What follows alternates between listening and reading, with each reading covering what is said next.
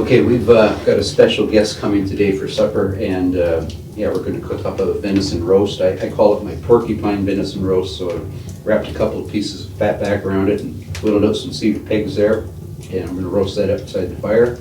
And I've got a whole bunch of stuff from the root cellar. So I've got potatoes, parsnips, carrots, and onions in there. We're going to roast them on the trivet. And yeah, Bob should be here shortly.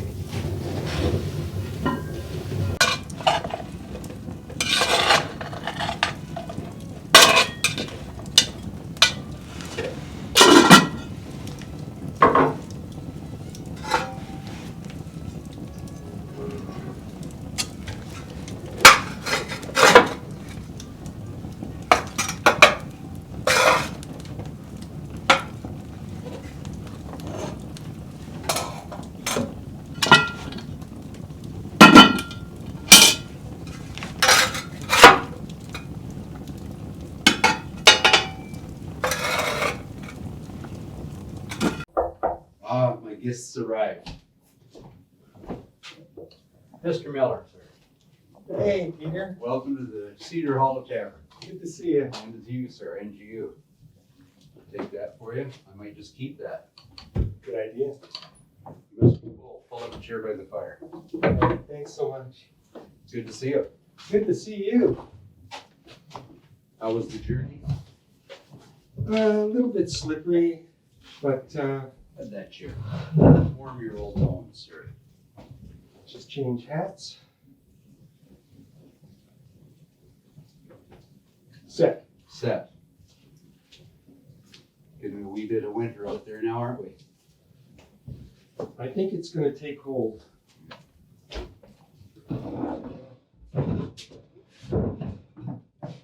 That'll warm me up. I got dinner cooking there, and yeah. So I thought today we talked about what we might discuss today, and I think Bob and I have decided we're going to talk about the things that work and the things that don't work in our attempt to relive or relearn, if you would, the ways of the 18th century. Does that Sounds good. sound like a good topic? I might actually learn something. Hey, you know, if we're not learning, we're dead. Anyway, I'm gonna get you a tankard ale, sir. That would be wonderful. Very good. So my guest Bob here, he's a man of many skills, if you would. His wife Nancy and him built their own off-grid home. They heat with wood.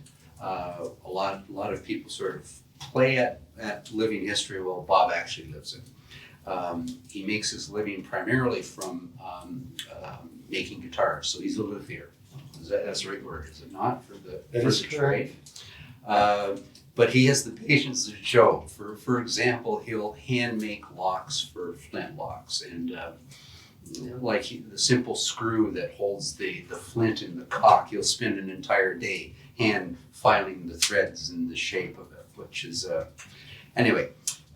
We decided today, Bob, we're going to talk a little bit about the things that do work and the things that don't, and we share a common one there. Yes.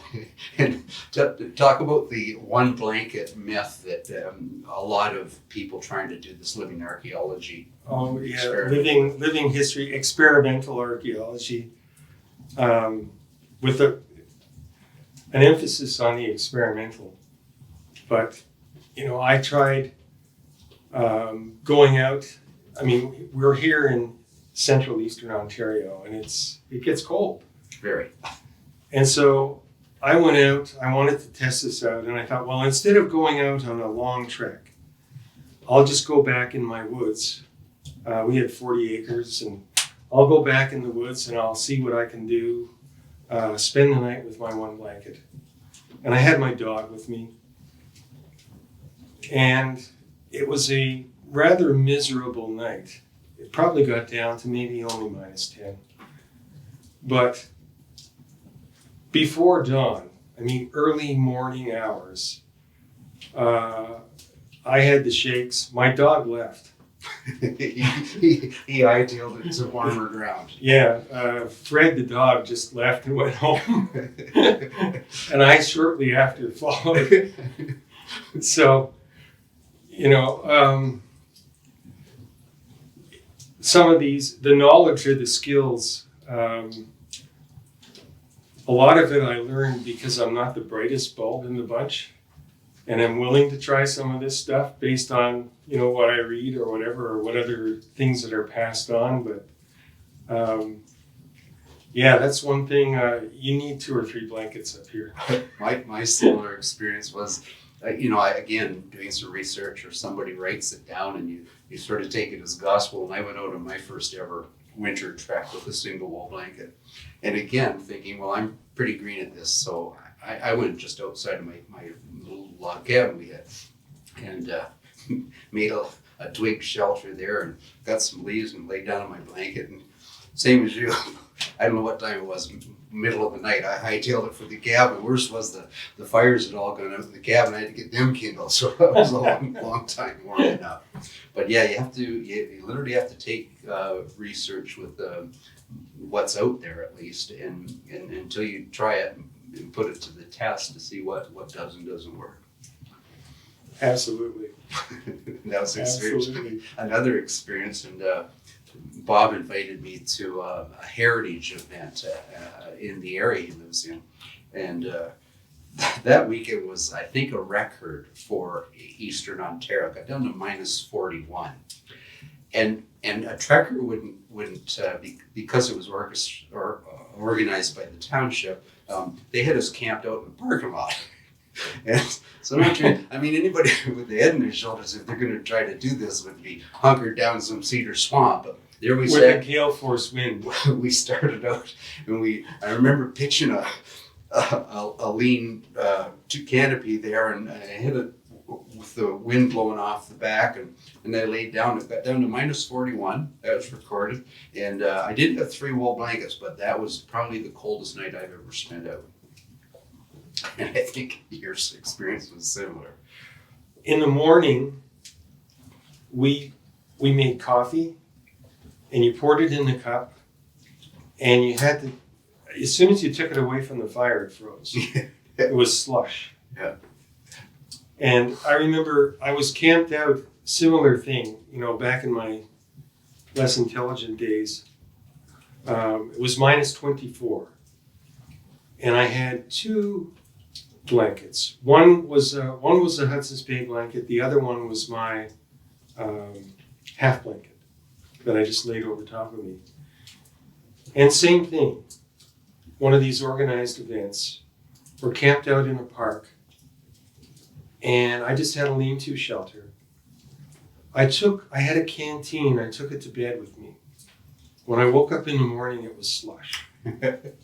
Yeah. So that's indicative of the night I spent. You needed a bed warmer. You needed to warm up a rock at the fire. Slide that down into your robes.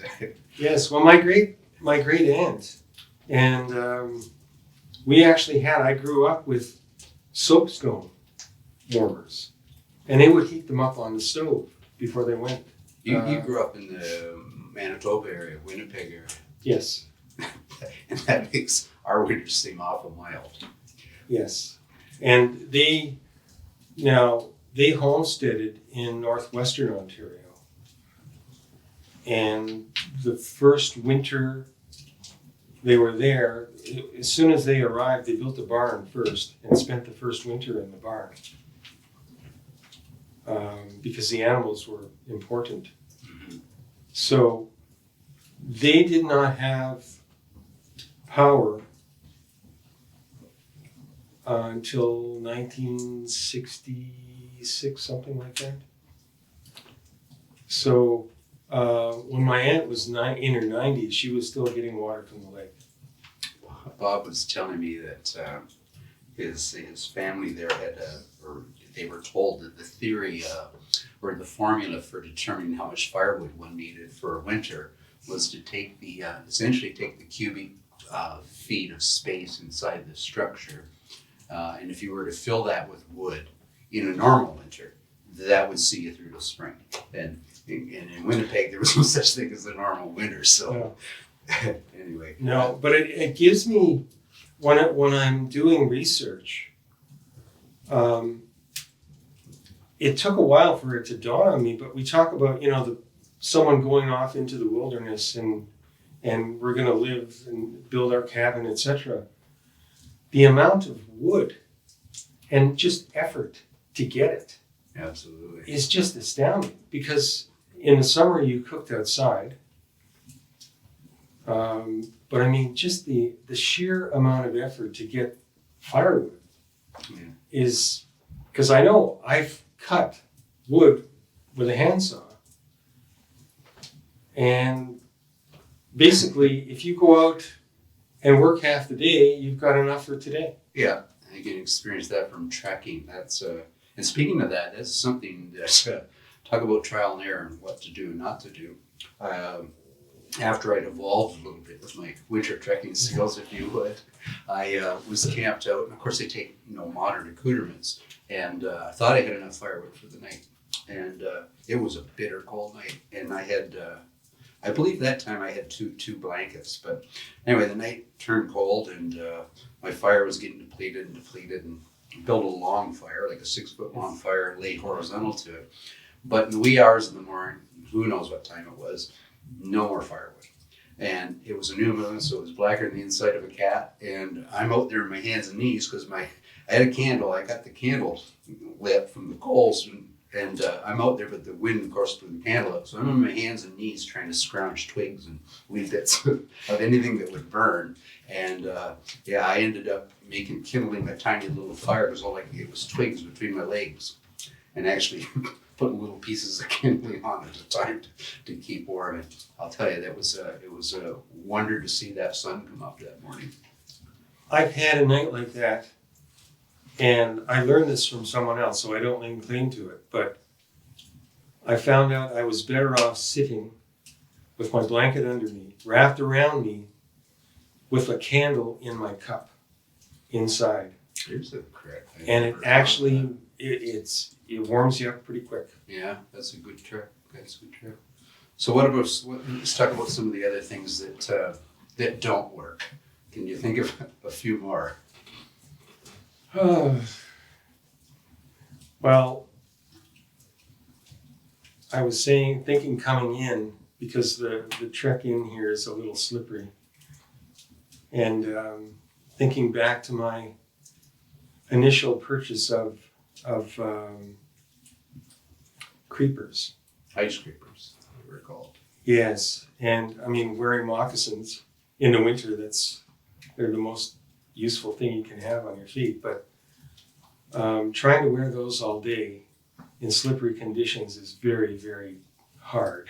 I said, after walking all day in them, and I mean, not falling down, but you'll be coming home on your knees because you're crippled. Again, back to that reference of or research where they say ice creepers were used. I suspect they were, obviously there's artifacts that would show that, but more often than not, they were probably worn on hard-soled footwear that Europeans would have had. The trick that I've used, and I know you have as well, is to employ like hemp rope. Yes. And I'll wrap 5 or 6 wraps around the mid part of my moccasin, and that tends to work pretty good, actually. I haven't tried this yet, but it's next on my list, is to try some tanned hide or half tanned with the orientation of the hair coming in different directions, so forward and backwards, like in 2 pieces on a sole. Right. And I've heard something about that, but I want to try it. That would be an interesting test. I'm going to turn our roast here, sir. I think it's done on one side or getting close, and we'll carry on this conversation. Awesome. So this Bob fellow, every time he visits me, he brings me all these gifts. So he's brought me a nice twisted tobacco here.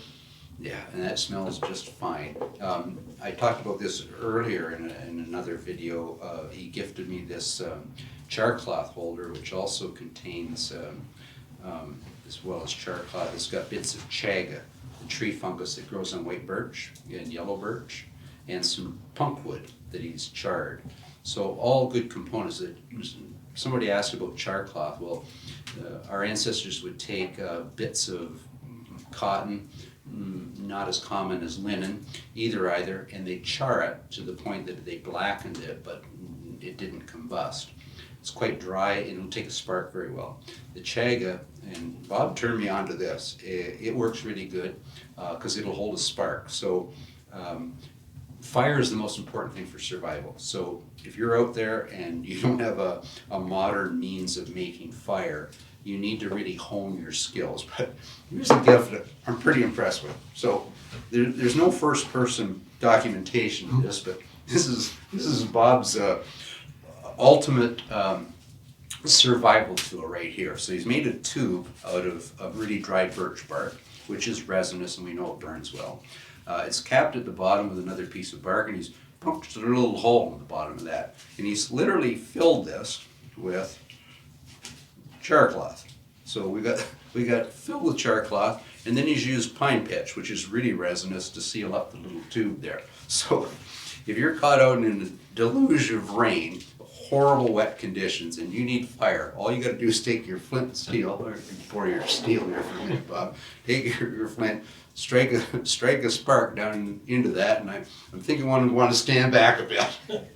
But that thing's going to be my kit from here on in, Bob, because I've gone out and actually practiced making fire in the worst conditions, because that's how you learn, right? It's easy to do in here in this nice warm dry environment, but it's like I told you, the one time when I really wanted a fire, and I thought, I mean, everything that I had was damp.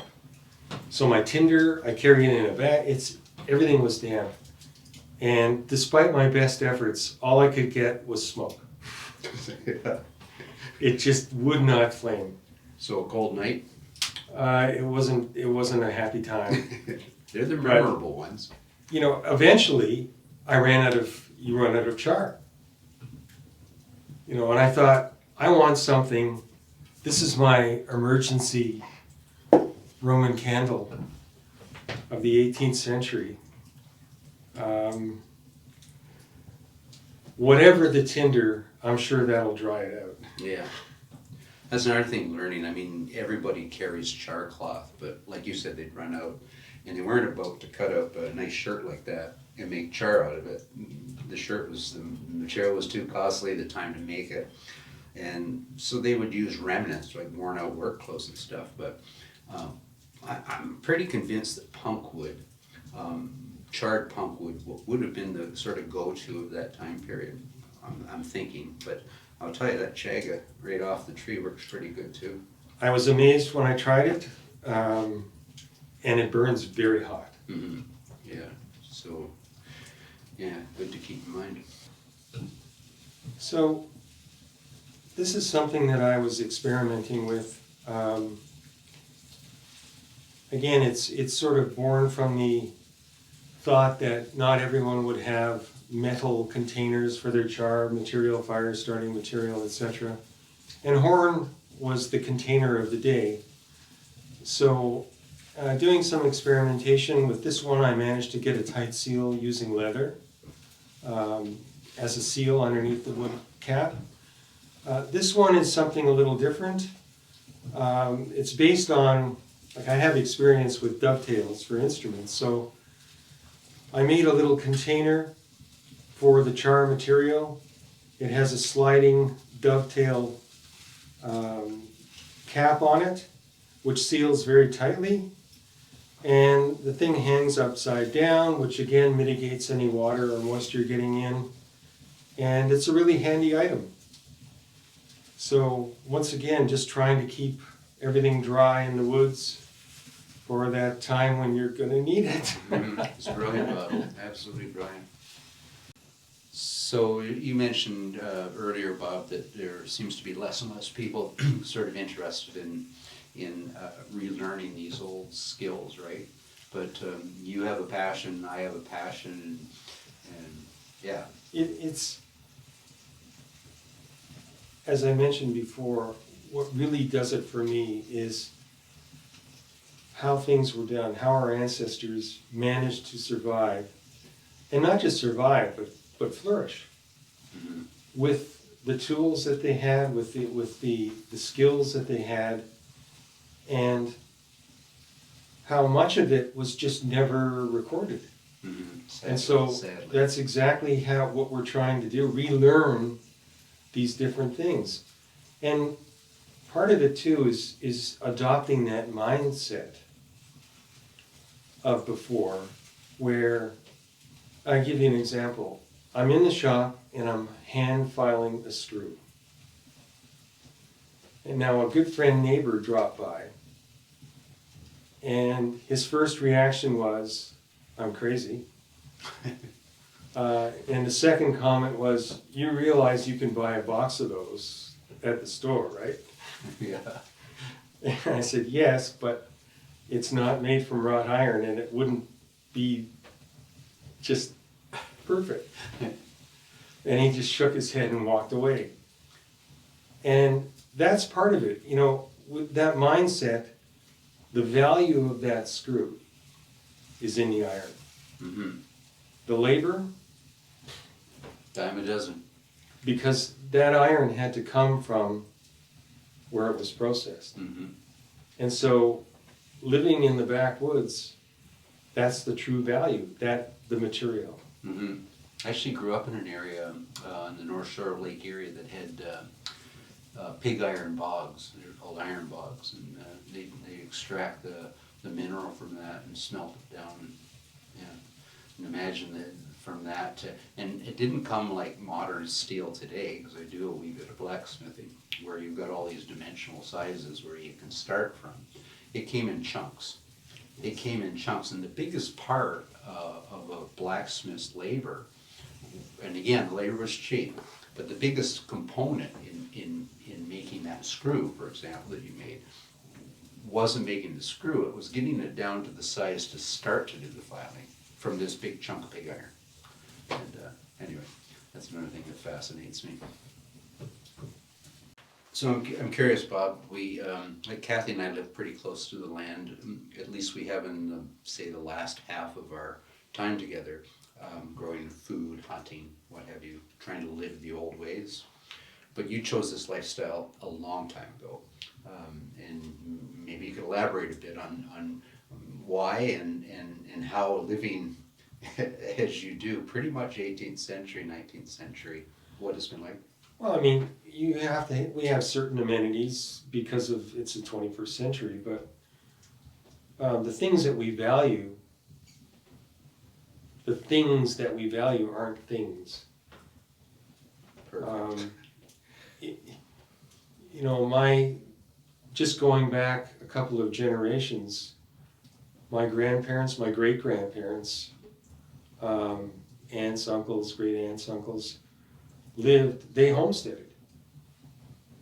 And, you know, so I grew up with wood heat, wood stoves for cooking, cutting ice on the lake for an ice house. No running water. No running water in the house. The bathroom was an outhouse.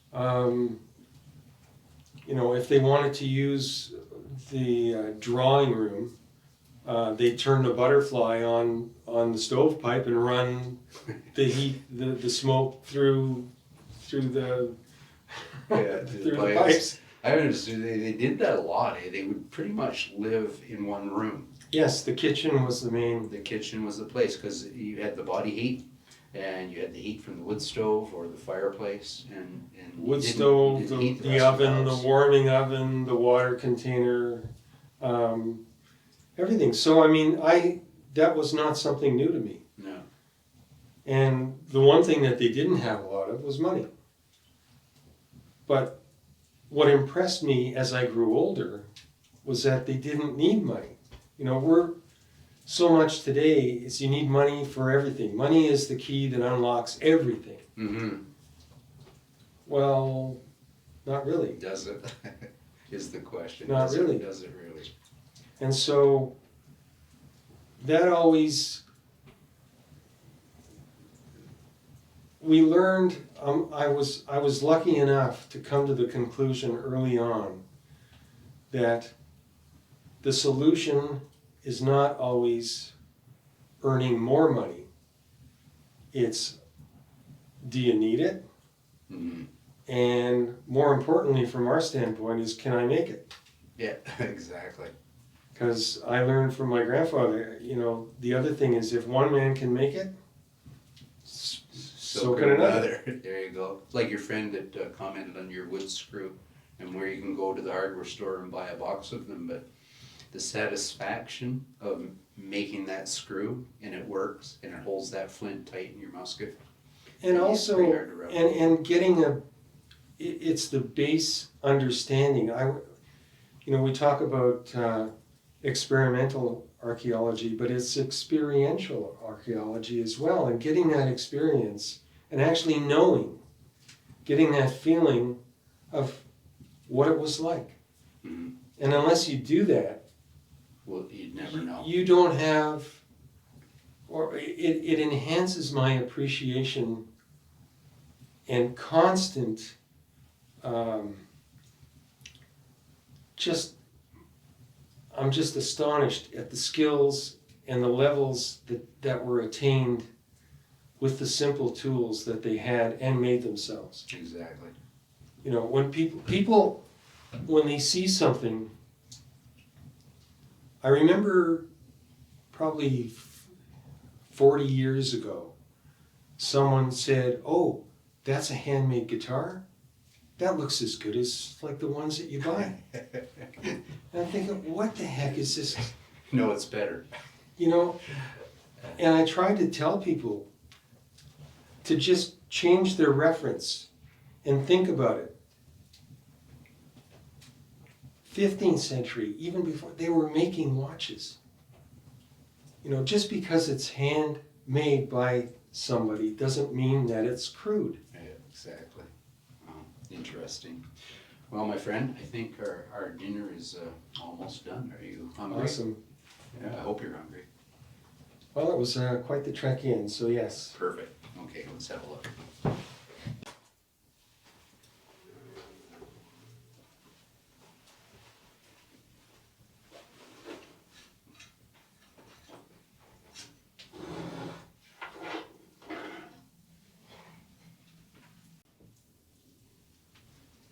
Thank you.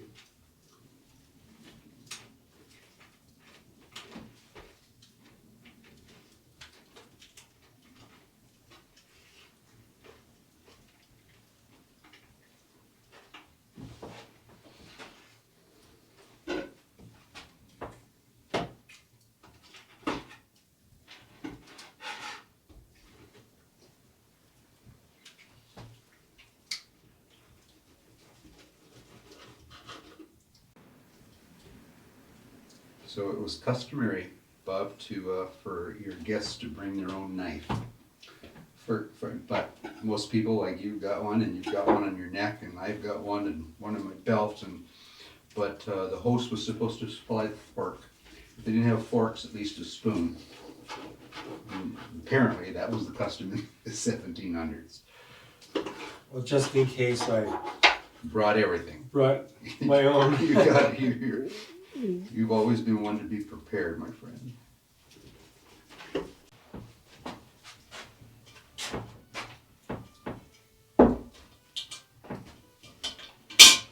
Smells good, my friend. Sure does.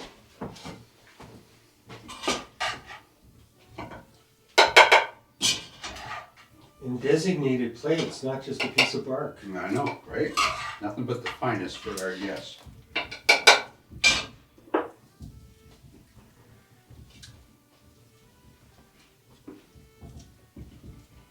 Here we go, sir. Enjoy. Wow, thank you so much.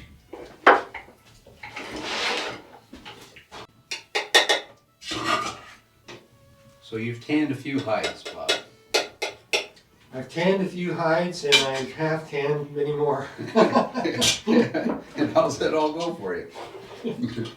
It is an interesting thing when you think about it. We've been tanning hides for years, and in a number of years there we had great success, but I don't know. You mentioned something about your grandmother. She has a recipe, but what is it?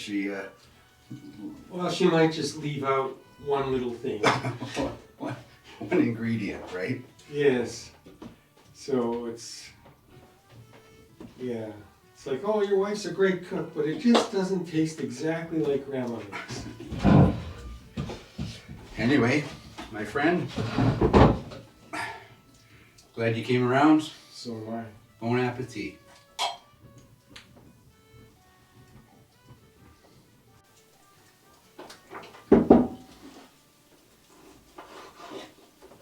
This is delicious.